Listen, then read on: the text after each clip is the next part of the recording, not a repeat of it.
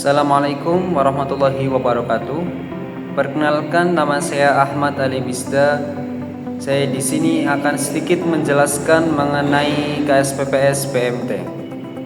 Untuk pembahasan yang pertama yaitu pengertian KSPPS PMT. KSPPS PMT merupakan singkatan dari Koperasi Simpan Pinjam dan Pembiayaan Syariah Baitul Mal wa Tamwil.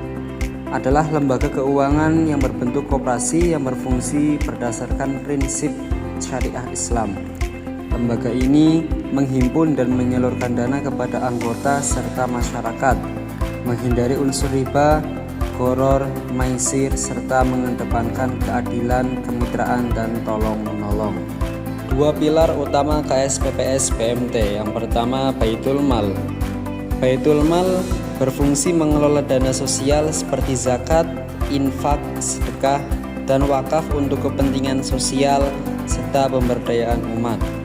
Yang kedua yaitu Baitul Tamwil, yang berfungsi menghimpun dan menyalurkan dana melalui pembiayaan usaha produktif dengan akad syariah seperti mudharabah, musyarakah, dan murabahah. Selanjutnya yaitu tujuan KSPPS PMT. Dari tujuan KSPPS PMT yang pertama yaitu kesejahteraan anggota dan masyarakat. Maksudnya meningkatkan kesejahteraan melalui layanan keuangan yang adil serta mengedepankan syariah. Yang kedua yaitu pemberdayaan UMKM dengan menyediakan pembiayaan syariah yang mudah dan terjangkau untuk UMKM. Yang ketiga yaitu menghimpun dan menyalurkan dana halal. Menghimpun dan menyalurkan dana secara halal, bebas dari riba, gharar, dan maisir. Yang keempat yaitu mengelola dana sosial seperti zakat, infak, dan sedekah secara amanah untuk kepentingan sosial dan pemberdayaan masyarakat. Landasan hukum KSPPS PMT. KSPPS PMT beroperasi di bawah payung hukum yang kuat, memastikan kepatuhan dan kepercayaan. Landasan yang pertama yaitu Undang-Undang Nomor 25 Tahun 1992 tentang perkoperasian menjadi dasar utama.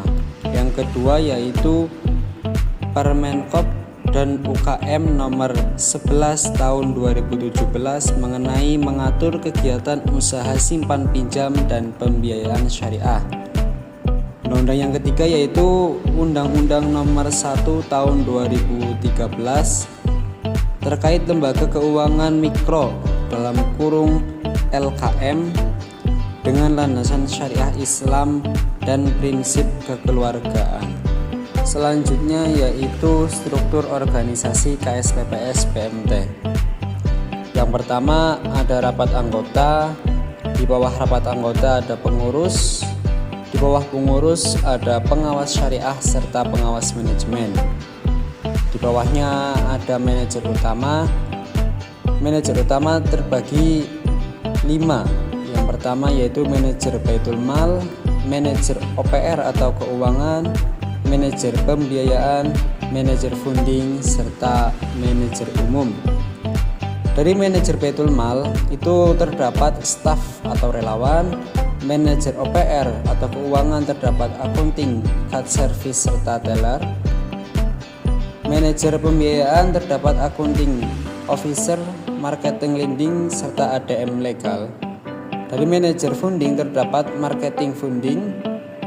Yang terakhir ada manajer umum, HRD dan RT. Di bawahnya ada ADM, umum, serta HRD dan RT. Sedangkan untuk posisi yang paling bawah yaitu semua anggota KSPPS PMT tersebut. Selanjutnya yaitu produk dari KSPPS PMT. Dari produk KSPPS PMT itu ada 3. Yang pertama produk simpanan, produk pembiayaan, serta layanan jasa.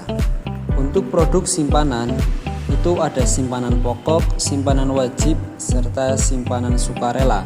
Sedangkan dari produk yang kedua yaitu produk pembiayaan itu terdapat murabahah, mudharabah, musyarakah, ijarah, serta qardul hasan. Produk yang terlahir yaitu layanan jasa. Di layanan jasa itu terdapat hiwalah, gadai, pinjaman al-qard, serta wakalah. Al-hiwalah adalah transaksi pengalihan utang piutang, sedangkan gadai memberikan pinjaman yang mewajibkan peminjam mengembalikan sejumlah yang sama tanpa tambahan apapun. Untuk pinjaman al-qard yaitu pinjaman yang diberikan tanpa imbalan atau bunga, serta wakalah yaitu menyerahkan pelimpahan kekuasaan. Setelah membahas apa saja produk KSPPS PMT, selanjutnya masuk ke RAT KSPPS PMT. RAT adalah forum tertinggi dalam koperasi syariah, wajib dilaksanakan minimal setahun sekali. Hal ini adalah mengevaluasi kinerja dan mengambil keputusan penting bagi keberlangsungan KSPPS PMT. Yang pertama ada evaluasi kinerja. Maksudnya yaitu mengevaluasi kinerja pengurus dan pengelola. Yang kedua ada pengesahan laporan. Maksudnya mengesahkan laporan pertanggungjawaban dan keuangan. Yang ketiga ada rencana kerja. Maksudnya yaitu menetapkan rencana kerja dan RAPB tahun berikutnya. Yang keempat ada pembagian SHU. Maksudnya menentukan pembagian sisa hasil usaha. Yang kelima ada kepatuhan syariah, adalah menjaga kepatuhan terhadap prinsip-prinsip syariah.